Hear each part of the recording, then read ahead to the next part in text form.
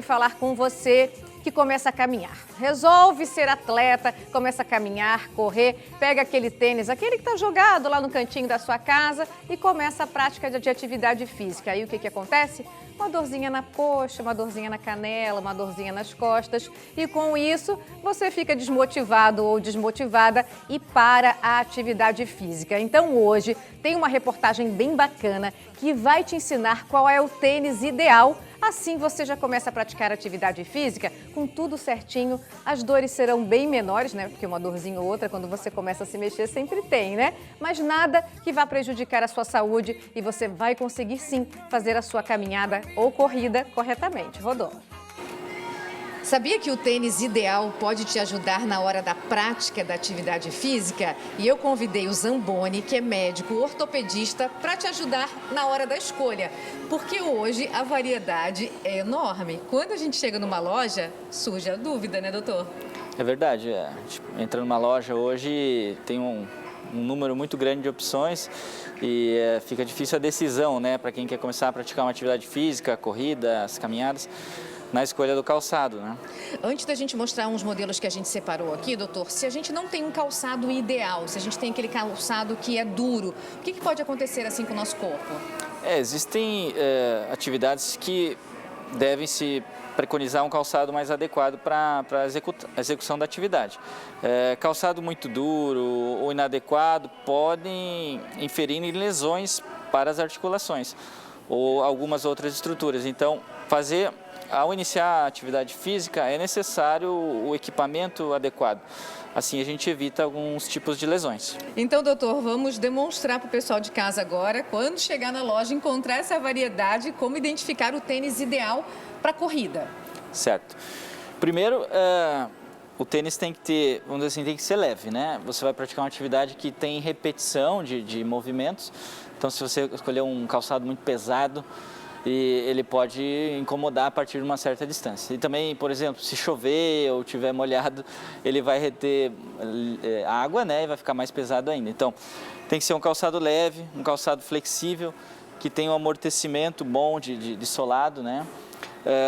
A parte da frente aqui de tecido tem que ter um tecido que permita a respiração, né, para os pés, porque algumas pessoas suam bastante no pé, outras menos, mas é importante essa parte de tecido que ela seja bem arejada e um calçado que seja confortável no pé. Então, o ideal é que se prove o calçado, porque nem todo pé é semelhante, né? E nem todo pé se adapta a um certo calçado. Tem gente que tem o pé mais fininho, tem gente que tem o pé mais largo, então talvez o que eu prove hoje fique ok, não vai ficar bom para outra pessoa.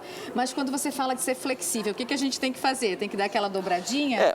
Principalmente para a corrida, então a parte da frente aqui do calçado, ela deve permitir o movimento, porque a pisada acaba que ela precisa ser flexível, né?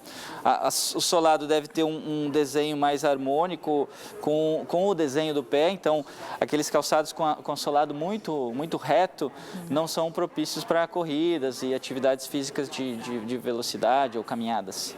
Isso vale tanto para o tênis feminino quanto para o tênis masculino também, doutor? Sim, vale para qualquer tipo de calçado para a prática de esporte. E o tênis que eu compro para caminhada é o mesmo que eu utilizo para corrida?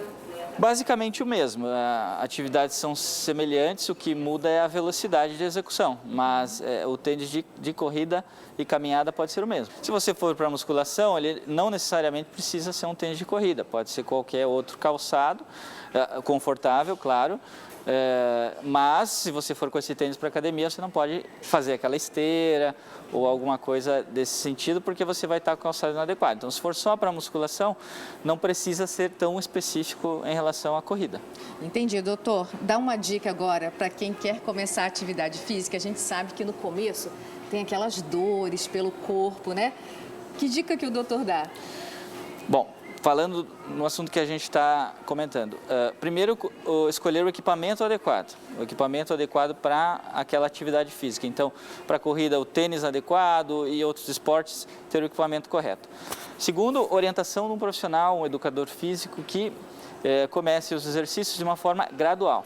Tá? Não adianta você não praticar uma atividade física e querer começar ela de uma forma abrupta ou de uma forma inadequada, que o risco de lesão aumenta. Então você tem que ter muito cuidado ao iniciar essa atividade para que ela seja compatível com a tua capacidade física momentânea. Então, esse início deve ser muito cuidadoso a fim de evitar lesões e daí você ter que parar a atividade física sem mesmo ter iniciado ela adequadamente.